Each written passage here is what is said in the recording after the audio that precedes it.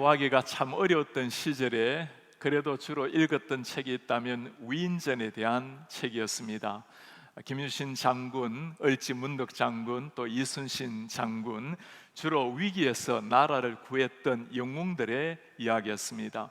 성경에도 보면 사람, 인물에 대한 이야기가 많이 나옵니다. 그러나 성경에 나오는 인물 이야기와 세상에서 말하는 위인전 이야기와는 굉장히 차이가 있습니다. 세상의 위인전이든 자서전이든 개인을 드러내는 평전이든 어떤 책이라도 사람, 그 한 인물이 주인공입니다. 성경에는 여러 사람들이 나오지만 모든 사람을 통해서 한 가지 알려주려고 하는 것은 하나님이 누구신가, 우리를 구원하시는 예수님이 누구신가, 하나님을 드러내는 것이 성경의 목적입니다. 하나님께서는 이 목적을 위해서 여러 사람들을 사용을 하십니다. 하나님 앞에 부름받은 사람, 가장 중요한 시기에 하나님이 사람을 택하시고 그 사람들을 통해서 하나님의 구원 역사를 이루어 가십니다. 오늘 느헤미야 시대도 마찬가지입니다. 무너진 성벽, 무너진 이스라엘 백성들의 영성, 이 역사의 한복판에 하나님께서는 그들을 다시 불러 일으켜 세울 인물을 찾고 계셨고, 하나님은 느헤미야를 부르셨습니다. 오늘날 많은 사람은 이 코로나 상황이 지나가고 나면 아마 뉴 노멀 시대가 오지 않을까 이야기를 하고 있습니다. 지금과는 굉장히 다른 인생이 펼쳐진다라는 말이죠. 뉴 노멀 시대에는 하나님께서 행하시는 뉴 플랜이 우리를 기다리고 있을 겁니다. 하나님의 뉴 플랜에는 하나님께서 사용하실 새로운 인물, 새로운 사람을 기다리고 계십니다. 애굽의 7년 흉년에서 민족을 구원하고 세상을 구제했던 요셉 같은 사람, 모든 이스라엘 백성들이 하나님을 버리고 범죄했을 때 바알 400명과 겨루어서 하나님의 이름으로 거룩하게 하나님의 영광을 구했던 엘리야 같은 사람, 오늘 무너졌던 이스라엘의 영적 불의 도화선을 짚인 느헤미야 같은 사람, 하나님께서 이 뉴 노멀 시대, 뉴 플랜 시대에 찾고 계시는 사람입니다. 저는 우리 교회가, 우리 성도님들, 우리 사랑하는 젊은이들, 다음 세대가 하나님이 찾으시는 이때 모두가 꼭 맞도록 쓰임받는 이런 성도님들과 자녀들, 교회가 되기를 축복합니다. 오늘 우리가 읽었던 느헤미야 시대, 느헤미야는 페르시아의 아닥사스다 왕시대 인물입니다. 당시의 역사적인 상황을 잠시 한번 보면서 여러분들에게 설명을 좀 해드리려고 합니다. 유다 민족의 멸망 그리고 포로 귀환의 역사를 잠시 살펴보면 바벨론 느부갓네살 왕이 유다를 멸망시킵니다. BC 586년에 일어난 일이죠. 이때 이스라엘 백성들이 포로로 잡혀가기를 시작합니다. 고레스 왕이 나타납니다. 바벨론 시대가 끝이 나고 페르시아가 바벨론을 이기고 승리를 합니다. 성경에는 페르시아를 바사 제국이라고 부릅니다. 이 바사 제국에 고레스라는 왕이 나오죠. 이 왕이 이스라엘 백성들을 이제는 포로 생활 끝내고 돌려 보내줍니다. 포로 생활 끝내고 돌아가는 이스라엘 백성들, 그때 인도했던 사람의 이름이 스룹바벨이라는 인물입니다. 이 사람이 49,897명 1차 포로 교환에 약 5만 명의 이스라엘 백성들을 데리고 그 페르시아 땅, 옛날 바빌론 땅에서 예루살렘으로 돌아옵니다.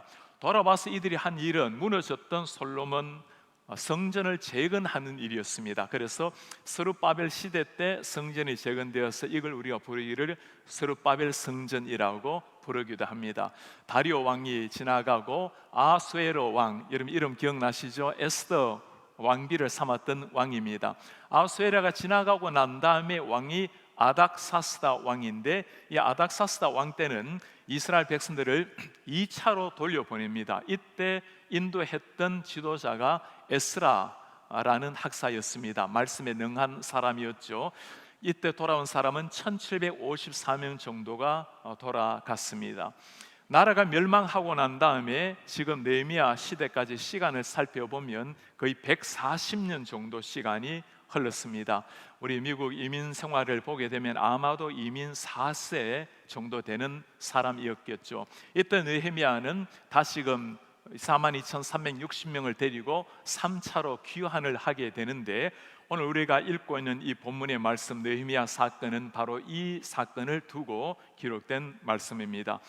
포로 귀환, 이제는 잃어버렸던 나라로 돌아왔지만 눈에 보이는 현실은 그러지가 않았습니다. 이스라엘 백성들은 참 고통 속에, 환난 속에 살았고, 성벽은 무너져 버렸고 성문은 불타 없어지게 된 겁니다. 이런 고통, 안타까운 상황을 바라보면서 제일 아파했던 사람이 누구겠습니까? 하나님의 백성이 받는 저 고난을 보면서 누구보다도 하나님의 마음이 무너졌을 겁니다.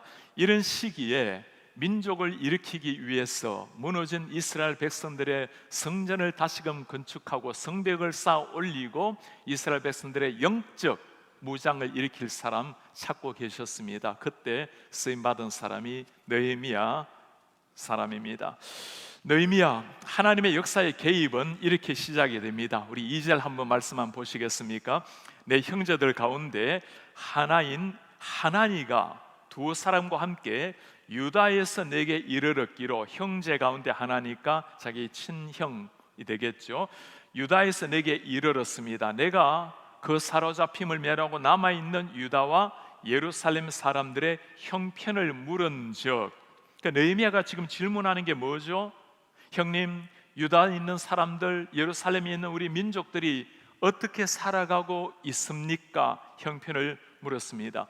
사실 느헤미야가 이런 질문을 할 필요는 없는 사람입니다. 그는 지금 페르시아 바사 제국에서 높은 관직을 누리고 있었던 사람입니다. 세상적으로 보면 아메리칸 드림, 페르시안 드림을 이룬 사람입니다. 왕의 술관원이었어요. 왕의 술관원이라는 것은 왕의 음식을 먹기 전에 먼저 자신이 보고 혹시라도 독이 없는지, 그뿐만 아니라 당시 때 왕이 국사를 논할 때 함께 논의하고 조언을 했던 아주 총명하고 뛰어나고 신망이 가장 두터웠던 사람이 술관원이었습니다.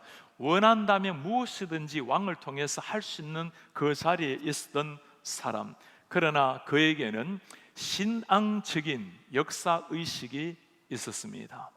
그들의 조상이 지금 포로로 잡혀온 지가 140년이라는 엄청난 시간, 이민 4세 정도가 되면 과거를 다 잊을 법도 한때 그의 가슴 속에는 민족을 향한 사랑, 그림이 늘 있었습니다. 하나님을 향한 신앙이 있었다라는 말입니다. 오늘날 우리 이민자 된 우리에게는 이 말씀이 참 특별하게 다가옵니다. 어쩌면 2세만 되어도 때로 3세가 되고 나면 우리의 조국의 정서, 문화를 때로 잊어버리고 살아가는 것이 현실인데, 이 긴 세월이 지나도 하나님을 향한 신앙, 민족을 향한 역사식을 그대로 가지고 있었던 느헤미야, 이것이 어디에서 온 것일까요? 이것이 바로 신앙교육이 낳은 결과입니다. 나라는 잃더라도 하나님을 향한 신앙은 잃어서는 안 된다라고 가르친 신앙교육, 이 신앙교육이 위대한 한 사람을, 인물을 만들어 낸 겁니다. 저는 우리 성도님들이, 우리도 이민생활하면서 그렇게 살아내어야 되겠지만 우리 자녀들 꼭 이런 사람들로 키웠으면 좋겠습니다. 우리는 한국, 우리는 미국뿐만 아니라 전 세계인을 향한 세계인을 만들어야 할 것입니다. 무엇보다도 조국 대한민국을 향한 사랑, 무엇보다도 하나님을 향한 사랑을 가슴에 간직하는 그런 하나님의 인물로 잘 키웠으면 좋겠습니다. 이런 사람을 통해서 우리 하나님이 역사를 일으키시는 거죠. 하나니가 설명을 합니다. 참 느헤미야의 마음이 무너지는 설명이었어요. 3절입니다. 그들이 내게 이르되 사로잡힘을 면하고 남은 자들이 그 지방 거기에서 큰 환난을 당하고 능욕을 받으며 예루살렘 성은 허물어지고 성문들은 불탔다 하는지라. 환난당하고 능욕받고 예루살렘 성은 허물어지고 성문들은 불타고. 마치 오늘날 우리의 상황을 보는 것 같지 않습니까? 이 시대의 교회가 세속주의라는, 물질주의라는, 성경을 가지고는 있지만 자유주의라는 물결 속에서 위협을 당하고 있는 교회의 모습. 코비드 상황 앞에서 교회는 문을 닫고 마음껏 예배할 수 없는 이런 상황, 건물이 무너져서가 아니라 마음껏 예비할 수 없는 이 시대적 상황을 보는 것 같습니다. 이런 상황을 만나게 되면 많은 사람들의 반응은 그럴 리가 있겠냐고, 어떻게 이런 일이 일어나냐고 부인을 하기도 하고, 때로는 상황을 탓하기도 하고 사람을 탓하기도 합니다. 이것이 깊어지게 되면 그냥 무관심을 하게 되든지 아니면 낙심 실망을 하기도 합니다. 그러나 느헤미야의 반응은 굉장히 달랐습니다. 내가 이 말을 듣고 앉아서 울고 수일 동안 슬퍼하며 하늘의 하나님 앞에 금식하며 기도하여, 울고 수일 동안 슬퍼하고 하늘의 하나님 앞에 금식하고 기도하고, 그냥 평범한 기도가 아니었습니다. 금식하며 기도했던 느헤미야, 평소 그의 마음이 늘 조국 이스라엘 예루살렘에 있었다는 거죠. 그의 영혼이 하나님 앞에 서 있다는 것을 보여주는 겁니다. 조상들이 포로로 잡혀온 지가 벌써 140년이 흘렀습니다. 그러나 편안한 그의 삶도, 미래가 보장된 그의 삶도, 자신의 민족이 무너진다라는 사실 앞에, 하나님의 이름이 능력을 받고 있다라는 사실 앞에, 그 이야기는 남의 이야기가 아니라 바로 자신의 이야기였습니다. 눈물로 기도하며 나아갔던 느헤미야, 그의 눈물은 며칠 동안 쉬지를 않았습니다. 이 눈물이 있어야 하나님이 움직이시죠. 여러분 한번 물어보시기 바랍니다. 내가 생애 마지막으로 눈물을 흘려본 적이 언제인가? 무엇 때문에 눈물을 흘렸는지 한번 물어보시기를 바랍니다. 가정의 일, 때로는 자녀들의 일, 개인적인 일들, 우리는 다양한 이유로 눈물을 흘리지만 정말 내가 하나님 앞에 말씀대로 온전히 살아내지를 못해서 이 시대 가운데 하나님의 이름이 높임을 받지 못하고 사람들이 창조주 하나님을 버리고 대적하고 살아가는 이 시대를 가슴에 품고 눈물로 기도해 본 마지막 때가 여러분 언제입니까? 기억하시기를 바랍니다. 성도님들의 기도에 눈물이 있는 곳에 거기 하나님의 역사가 일어나는 겁니다. 우리의 눈물에 하나님이 반응을 하는 거예요. 느헤미야는 성경을 보면 12번 이 기도를 하게 됩니다. 1장에 오늘 시작도 기도가 나오고 중간중간 기도가 나오고 마지막에도 기도로 마침을 하고 있습니다. 기도로 시작해서 기도로 마친 사람, 역사는 하나님이 일으키시지만 하나님이 사용하시는 사람이 기도하며 하나님 앞에 무릎을 꿇는 사람이라는 말씀입니다. 우리 장로교의 기틀을 잘 놓은, 모든 기반을 세운 존 낙스라는 사람이 있죠. 스코틀랜드의 부흥을 위해서 한 인생 살아낸 사람입니다. 그가 늘 했던 기도가 있어요. 주님, 저에게 스코틀랜드를 주십시오. 스코틀랜드의 부흥을 주십시오. 아니면 나에게 죽음을 주십시오. 자신의 사랑하는 민족을 위해서 부흥을 달라고 목숨을 걸고 기도했던 한 사람, 그로 말미암아 스코틀랜드 장로교회가 부흥을 피웠고 그 장로교의 신학과 기틀을 우리가 오늘까지 이어받고 있습니다. 웨일즈의 부흥이라는 걸 여러분 다 들어보셨죠? 1904년에 웨일즈에서 일어났던 그 놀라운 부흥의 역사입니다. 이반 로버츠라는 한 젊은이가 주님, 이 무너져가는 이 웨일즈, 술과 도박으로 무너져가는 이 웨일즈의 부흥운동을 달라고 몇 년을 간절하게 기도했어요. 그 젊은이가 무릎을 꿇었던 기도, 그가 기도해서 하나님을 만났던 그 모리아를, 그 교회를 우리가 몇 년 전에 장로님들이 탐방하면서 방문했던 교회이기도 합니다. 기도했을 때 1904년 10월 31일 모리아 교회 성령이 임재하셨습니다. 26살의 젊은이로 말미암아 6개월 안에 10만 명이 넘는 사람이 예수님을 믿고 변화를 받았어요. 1904년 웨일즈의 부흥운동이 1907년 평양 대붕운동으로 이어지게 된 것입니다. 이름 없었던 한 젊은이가 민족을 가슴에 품고 기도했을 때 웨일즈뿐만 아니라 영국, 한국까지 부흥의 불길이 번지게 된 겁니다. 이런 영적인 각성, 이런 영적인 부흥을 간절히 기다리는 시대가 되었습니다. 하나님께서 이 시대 가운데 찾으시는 이런 사람, 그의 기도를 통해서 역사 이루기를 기다리시는 우리 주님, 오늘 느헤미야의 기도를 통해서 우리가 몇 가지 배우려고 합니다. 첫 번째, 느헤미야는 이 문제를 하나님 앞에 가지고 나갔습니다. 하나님 앞에 문제를 가지고 나간 느헤미야. 느헤미야가 찾아간 사람은 왕이 아니었죠. 그가 왕 앞에 나아갔다면 많은 도움을 받았을 겁니다. 그러나 느헤미야의 눈에 보였던 것은 지상의 눈에 보이는 왕이 아니라 보이지는 않지만 세상의 왕 대신 하나님이셨습니다. 기도한다라는 것은 내가 누구에게 속해 있는지를 보여주는 가장 확실한 증거입니다. 세상에 속한 사람은 세상의 권력, 세상 사람들에게 찾아가겠죠. 하나님께 속한 사람은 하나님께 찾아갑니다. 다시 한번 기억을 하시기 바랍니다. 기도라는 것은 내가 누구에게 속해 있는지를 보여주는 가장 확실한 증거입니다. 문제 앞에서는 기도하는 것과 행동하는 것 두 가지가 다 필요합니다. 그러나 순서가 중요해요. 많은 사람들은 문제 앞에서 열심히 뛰어다니다가 안 되면 두 손 들고 하나님 앞에 나오는 사람들이 있어요. 하나님 앞에 먼저 무릎 꿇고 기도하는 것이 신자의 삶입니다.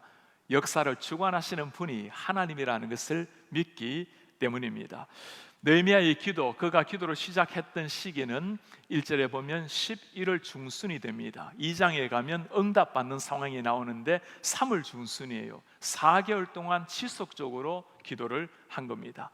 그 긴 세월 동안 금식으로 기도하면서 간절하게 하나님 앞에 몰입할 수 있었던 이유가 있죠. 문제 해결, 민족을 일으킬 수 있는 사람은 한 나라의 왕, 세계를 제패했던 페르시아의 왕이 아니라 하나님이라는 것을 알았기 때문입니다. 문제는 늘 있기 마련이죠. 우리 생에 문제가 없는 날이 어디 있겠습니까? 문제가 없는 교회, 문제가 없는 교회 역사 또한 어디에 있었겠습니까? 그러나 하나님 앞에 먼저 찾아가는 사람, 우리 하나님께서 이런 사람의 기도를 어찌 실망시키겠습니까? 두 번째, 느헤미야는 전능하신 하나님을 먼저 선포를 합니다. 5절 한번 볼까요? 하늘의 하나님 여호와, 크고 두려우신 하나님이여, 주를 사랑하고 주의 계명을 지키는 자에게 언약을 지키며 긍휼을 베푸시는 주여 간구하나이다. 하나님, 크고 두려우신 하나님, 언약을 지키시는 하나님, 긍휼을 베푸시는 하나님. 느헤미야의 기도에 보면 특이한 게 하나가 있죠. 기도의 내용을 먼저 열어가는 것이 아니고 하나님 대상을 먼저 고백한다라는 사실입니다. 기도라는 것은 내용도 중요하지만 누구에게 기도하는가, 대상이 중요한 겁니다. 하늘의 하나님을 향한 확실한 신앙 고백으로 그의 기도가 시작이 됩니다. 하나님을 아는 사람이 기도할 수 있다라는 거죠. 크고 놀라우신 하나님, 우리를 구원하신 구원자 하나님, 사랑과 긍휼이 풍성하신 하나님, 그리고 기도를 들으시는 하나님. 이 하나님을 모르면 우리의 대부분의 기도는 내 삶, 내 가정, 내 자녀들에 다 국한이 돼요. 기도의 수준을 높이려면 하나님에 대한 지식, 하나님에 대한 사랑의 수준을 높일 때 기도에 대한 수준도 높아 가는 겁니다. 기도라는 것은 내가 원하는 것을 요구하는 계산서가 아니죠. 하나님을 하나님 되게 하는 것, 하나님을 향한 신앙 고백, 하나님과의 교제의 시간입니다. 주님 가르치신 기도가 이것을 잘 보여주고 있죠. 하나님을 영화롭게 하고 우리의 필요한 것을 간구할 때 역사하시는 우리 하나님이십니다. 세 번째, 그의 기도에는 느헤미야는 회개함으로 기도를 시작을 합니다. 회개함으로 드리는 기도. 느헤미야는 이스라엘 민족, 자신의 민족이 왜 멸망했는지를 잘 알고 있습니다. 필요한 것을 구하기 전에 먼저 하나님 앞에서 우리 민족이 현재 어떤 모습이었는지 솔직하게 죄를 고백하며 나아가는 무릎 꿇는 느헤미야. 6, 7절에 한번 보시겠습니까? 이제 종이 주의 종들인 이스라엘 자손을 위하여 주야로 기도하오며 우리 이스라엘 자손이 주께 범죄한 자들을 자복하오니 주는 귀를 기울이시며 눈을 여시사 종의 기도를 들으시옵소서. 우리 이스라엘 자손이 주께 범죄한 죄들 자복하오니 나와 내 아버지의 집이 범죄하여, 여러분 이 말씀을 깊이 들여다보세요. 나와 내 아버지의 집이 범죄하여 주를 향하여 크게 악을 행하여 주께서 주의 종 모세에게 명령하신 계명과 율례를 지키지 아니하였나이다. 사람의 눈에는 힘이 없는 민족이라서 전쟁에 졌다고 생각을 할 것입니다. 그러나 느헤미야의 역사 해석은 전혀 달랐습니다. 하나님의 백성의 흥망성쇠는 하나님의 손에 있다라는 것을 안 거예요. 이스라엘 백성들이 하나님 앞에 범죄했기 때문에 멸망당했다라는 신앙적 역사 해석이 있다는 겁니다. 누가 범죄했다고 말하고 있죠? 우리 그 먼 조상들이 범죄하여가 아니었습니다. 나와 내 아버지의 집이 범죄하여. 느헤미야는 태어나지도 않았던 과거 역사입니다. 100년도 훨씬 더 된 그 역사 속에서 자기 자신이 한 민족과 함께 나의 죄로 말미암아 하나님이 주신 이 아픔, 민족의 범죄를 자신의 문제로 삼고 하나님 앞에 가지고 갔던 느헤미야. 우리가 느헤미야에게서 배워야 될 리더십의 모습이 바로 이것입니다. 지도자가 갖춰야 될 덕목이 이거예요. 문제 앞에서 사람을 탓하고 환경을 탓하는 것이 아니라 바로 나의 문제로 여기고 방법을 찾아내는 사람. 두 부류의 사람들이 있죠. 문제를 발견하게 되면 문제를 지적하고 다른 사람 상황을 비난하거나 탓하는 사람. 문제를 발견했을 때 나의 책임으로 받아들이고 기도하면서 해결 방법을 찾아가는 사람. 평범한 추종자, 팔로워가 아니라 하나님 앞에 쓰임받는 역사의 인물들, 한 시대 리더로 살아가는 사람의 차이가 이겁니다. 진정한 지도자란 책임을 질 줄 알고 나의 문제를 여기고 기도하고 나아갈 수 있는 사람입니다. 저는 우리 사랑하는 성도님들, 우리 모든 성도님들이 주의 교회를 향한 이 책임의식, 하나님을 향해서 주님 앞에 교회를 품고 기도하는 이런 리더의 모습이 있기를 바랍니다. 우리 사랑하는 자녀들에게 이 신앙을 가르쳐 주기를 바라요. 어떤 상황 속에서도 상황 문제, 환경 문제, 사람 문제가 아니라 하나님 앞에 기도하고 오히려 그 문제를 해결해 나아가서 사람들을 행복하게 만들고 사람들을 새롭게 만들어내는, 하나님 앞에 이렇게 세우는 이런 느헤미야 같은 지도자들을 만들어내시는 우리 성도님들 되시기를 바랍니다. 코로나 팬데믹 속에서 특별히 우리 그리스도인들이 가져야 될 자세가 이겁니다. 오늘 상황을 가져온 다양한 이유가 있겠죠. 그러나 하나님의 주권을 믿는 사람은 하나님의 눈으로 역사를 해석을 합니다. 하나님 앞에서 상황을 해석을 해야 하나님이 원하시는 신앙적 반응이 나올 수가 있어요. 언젠가 코로나 상황 다 지나가게 될 것입니다.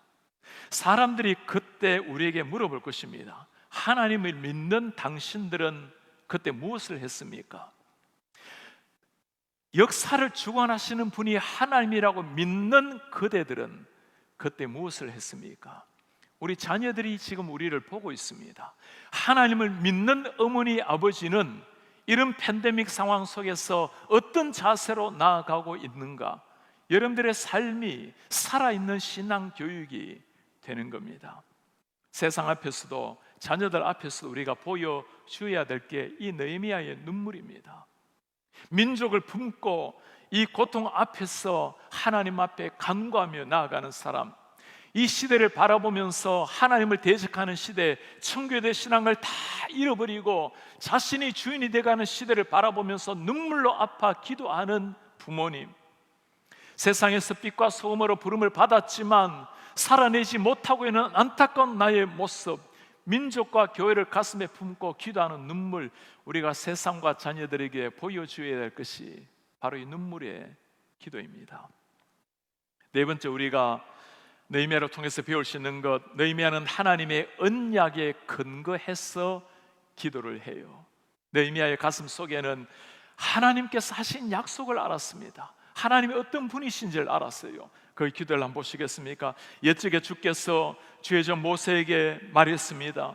너희가 범죄하면 내가 너희를 여러 나라 가운데 흩을 것이요 내게로 돌아와 내 계명을 지켜 행하면 너희가 쫓긴 자가 하늘 끝에 있을지라도 내가 거기서부터 그들을 모아서 내 이름을 두리고 택한 곳에 돌아오게 하리라 하시니 말씀을 이제 청하건대 기억하옵소서.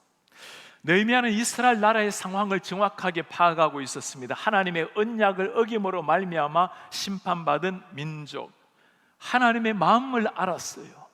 지금 하나님의 백성들이 저렇게 포로로 잡혀가서 고통스러운 생활을 했지만 그게 하나님의 본심이 아니었다라는 것을 안 겁니다. 하나님의 그 긍휼, 사랑을 아는 거예요. 하나님 앞에 회개하는 것, 다시 한번 말씀 앞에 돌아가게 되면 내가 너희를 제사장 나라로 삼고 거룩한 나의 백성으로 삼겠다라는 그 약속을 다시금 추억을 하는 겁니다. 주님, 우리가 주님 앞에 회개하고 나아가오니 약속대로 우리를 하나님의 백성, 거룩한 백성으로 삼아 주십시오.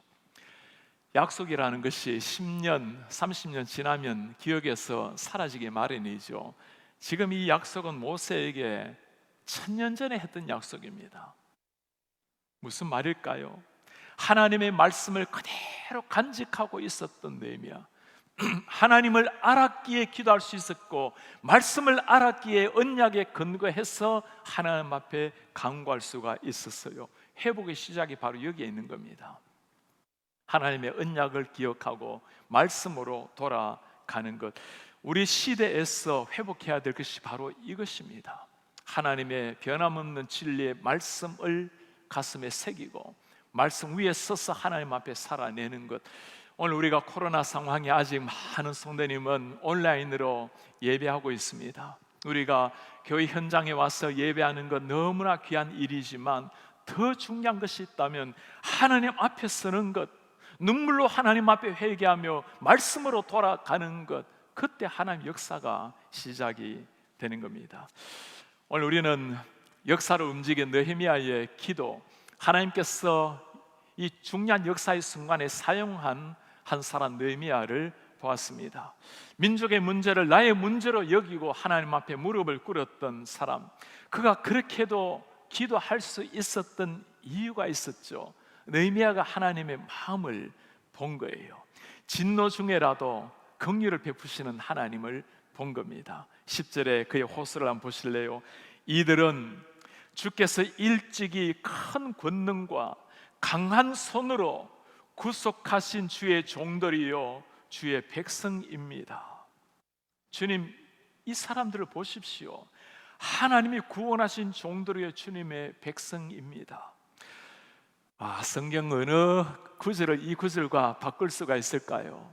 하나님, 우리가 비록 이렇게 나라를 잃고 멸망했고 포로 생활, 오랜 생활 보내고 돌아갔지만 무너진 성벽, 무너진 예배당, 고통스러운 삶 속에 살아가지만 주님, 우리는 당신의 백성입니다. 긍휼히 여겨 주십시오. 하나님은 심판하셨지만 그 심판은 저주가 아니라는 것을 깨달은 겁니다. 사랑하는 아들을 향해서 매를 드는 어머니의 눈물을 예레미야가 본 거예요. 하나님의 마음을 알았을 때 모든 소망의 꽃이 꺾인 그 상황에도 느헤미야는 하나님의 사랑의 긍휼에 의지하여 마지막 희망의 노래를 부르고 있는 겁니다.